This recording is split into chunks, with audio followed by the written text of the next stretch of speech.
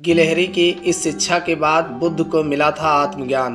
भगवान बुद्ध आत्मज्ञान की खोज में तपस्या कर रहे थे। उनके मन में विभिन्न प्रकार के प्रश्न उमड़ रहे थे। उन्हें प्रश्नों का उत्तर चाहिए था, लेकिन अनेक प्रयासों के बाद भी उन्हें सफलता नहीं मिली। वे आत्मज्ञान की प्राप्ति के लिए कठोर तपस्या करने लगे।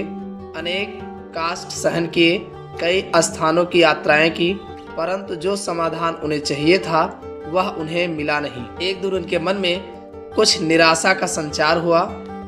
सोचने लगे, धन, माया, मोह और संसार समस्त वस्तुओं का भी त्याग कर दिया, फिर भी आत्मज्ञान की प्राप्त नहीं हुई।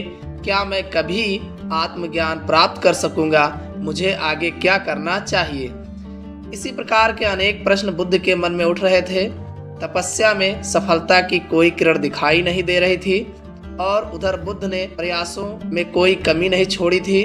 वे उदास मन से इन्हीं प्रश्नों पर मंथन कर रहे थे। इसी दौरान उन्हें प्यास लगी।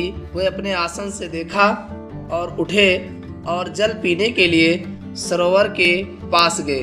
वहां उन्होंने एक अद्भुत दृश्य देखा। एक गिलहरी मुंह में कोई फल लिए सरोवर के पास आई। फल उससे छूटकर सरोवर में गिर गया। गिलहरी ने देखा फल पानी में गहराई में जा रहा है। गिलहरी ने पानी में छलांग लगा दी। उसने अपना शरीर पानी में भिगोया और बाहर आ गई। बाहर आकर उसने अपने शरीर पर लगा पानी झाड़ दिया और पुनः सरोवर में कूद गई। उसने यह क्रम जारी रखा। बुद्ध उसे देख रहे थे, लेकिन गिलहरी इस बात से अनजान थी। वह लगातार अपने काम में जुटी रही। बुद्ध सोचने लगे, यह कैसी गिलहरी है? सरोवर का जल यह कभी नहीं सुखा सकेगी, लेकिन इसमें इतनी हिम्मत है, यह पूरी शक्ति लगाकर सरोवर को खाली करने में जुटी है। अचानक बुद्ध के मन में एक विचार का उदय हुआ।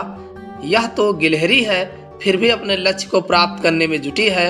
मैं तो मनुष्य हूँ, आत्मज्ञान प्राप्त नहीं हुआ तो मन में निराशा के भाव आने लगे। मैं पुनः तपस्या में जुट जाऊंगा।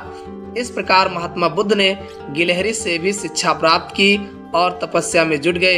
एक दिन उन्हें आत्मज्ञान प्राप्त हो गया और वे भगवान बुद्ध हो गए। कहानी कैसे लगी कमेंट करके बताइएगा तथा चैनल को सब्सक्राइब और वीडियो को लाइक अवश्य करिएगा। समय देने के लिए धन्यवाद।